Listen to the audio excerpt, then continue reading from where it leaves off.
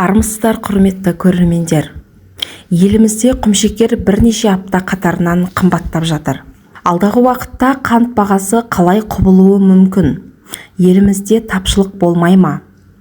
Ішкі нарықта қант өндірісі қалай дамып жатыр? Осы тақырып туралы айтатын боламын. Видеоны соңына дейін көріп, каналыма тіркеліп өтіңіздер. Бірінші кредиттік бюроның Telegram арнасының дерегінше, бір апта ішінде республикамызда қант күрт қымбаттаған. Атап айтқанда 26 наурыздан бастап 2 сәуірге дейін оның бағасы 1,4%-ға өскен. Сарапшылар соңғы рет мұндай жоғары өсім 2022 жылғы тамыз айының басында болғанын айтты. 2022 жыл тапшылық болғаны белгілі. Көктемде Ресей қант экспортына 6 айға тыйым салды. Ресей импортына қатты тәуелді Қазақстанда баға шарықтады. Соңғы кезде Ресей елімізге қант экспорты бойынша ешқандай тыйым салған жоқ. Осыны ескеретін болсақ, баға өсімінің қазіргі себептері жергілікті өндірістің төмендеуімен байланысты болуы мүмкін деп жазды.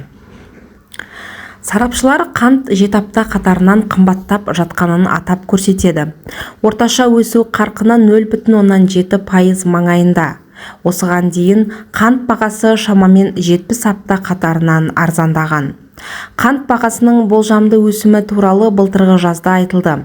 2022 жылы өндірушілер шикізатты сатып алуға мемлекеттен жеңілдетілген несиелер алып, бағаны бір деңгейде ұстауға міндеттелді. Бірақ та шикізат бағасы өскендіктен кейіннен келісімдерді сақтауда қиындықтар туындады.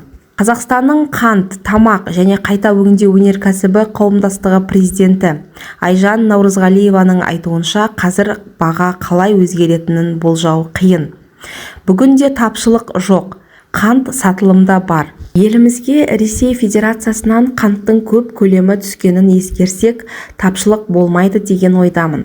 Қазіргі таңда қант зауыттары жұмыс істемейді. Қызылша шикізатын өңдеу маусымы жабық. Зауыттар шамамен 50 000 тонна қант өндірді. Қазір 2 зауыт шикізатты күтіп отыр. Мамыр-маусым айларында шикізатты өңдеу басталады, деді ол. Сөзінше, қазіргі таңда сауда желілерінде қант бағасы килограммы үшін 538 теңге және одан жоғары. Бірақ зауыттар тікелей желіге жеткізбейді. Зауыттардың бірі аймаққа қантты 415 теңгемен босатуы мүмкін. Бұдан бөлек дилерлер, импорттаушылар, желілер Ресей Федерациясынан қантты 320-350 теңгеге сатып алады. Ал сөреде бұл қант айтарлықтай жоғары бағада тұрады. Үлкен көлем сұр импорт арқылы келеді деп түсіндірді сарапшы. Осыған дейін сала мамандары көршілес елден бақылаусыз әкелінетін қантқа тосқауыл қоюды сұраған болатын.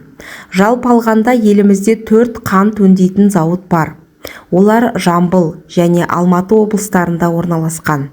Алайда қант нарығында айтарлықтай үлес импортқа тиесілі екенін баса айтқан жөн.